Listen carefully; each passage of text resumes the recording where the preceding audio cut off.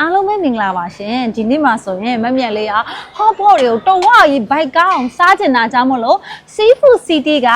Luxury Seafood Lover Package ကိုယူပြီးတော့လာစားပြတာဖြစ်ပါတယ်ရှင် Seafood City ရဲ့ Luxury Seafood Lover Package ကဘာတွေပို့ပြီးတော့ကောင်းသွားလို့မေးနော်ဟောဒီဆလမွန်ကမာကင်းပဇွန်နဲ့ကြောက်ပဇွန်တွေကိုအရင်အတွက်အကန့်အသတ်မရှိ unlimitedစိတ်ကြိုက်တဝကြီးစားလို့ရတယ်ဖြစ်ပါတယ်ရှင်။ကဲမမြတ်လေးကတော့ကျမဟင်းနဲ့ညီညွတ်ပြီးတော့မဝါတဲ့ဟောက်ပေါ့ကိုတဝကြီးကြိတ်ပါတော့မရှင်။ဟောဒီ Seafood City ရဲ့အားသာချက်ကဘာလဲလို့မေးရင်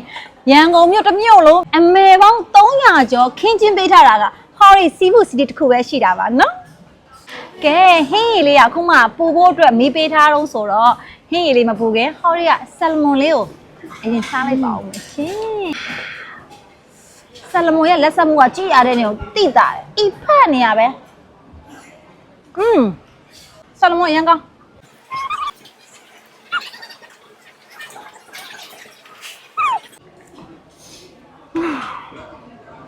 ဆယ်ဟောခုနကမှာထားတဲ့ကြောက်ပစုံကင်ပါရှင်။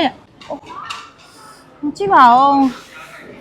။အော်ဒါလက်ဆက်ပြီးတော့ချိုးနေရပဲ။ဟောဒီမှာကင်းမစုံပါရှင်။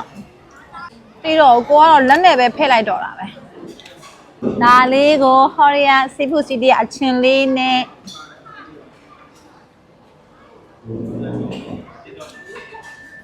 ဒါပါဖုန်းကြီးကနေပုံမှန်ဆိုတော့လူတွေကလက်နဲ့စားကြတာပေါ့နော်နည်းနည်းလေးကတော့အဲ့လိုလက်မပါပဲလက်နဲ့ကန်ရတာအကျင့်ပါနေလို့ခုနပါနော်ဟောဒီ Seafood City မှာဆိုရင်အမေကြီးအများကြီးပဲနော်ဟောရီယာ Seafood တွေအပြင်ကိုမှကြက်သားကြက်မဲအများကြီးမှအများကြီးပဲဟောမပြီးပါဘူးအရင်ကြိုက်တော့ seafood sauce နဲ့ပဲစားလိုက်တော့မယ်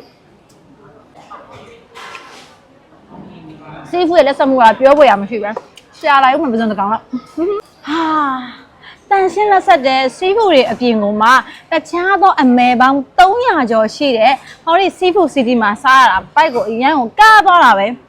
ဟော့ပေါ့ကိုအရသာရှိနဲ့တန်တန်ရှင်းရှင်း luxury စားမယ်ဆိုရင်တော့ seafood city ကိုလာဖို့တဲ့ဖိတ်ခေါ်ပါတယ်ရှင်အားလုံးကိုကျေးဇူးတင်ပါတယ်ဘိုင်ဘိုင်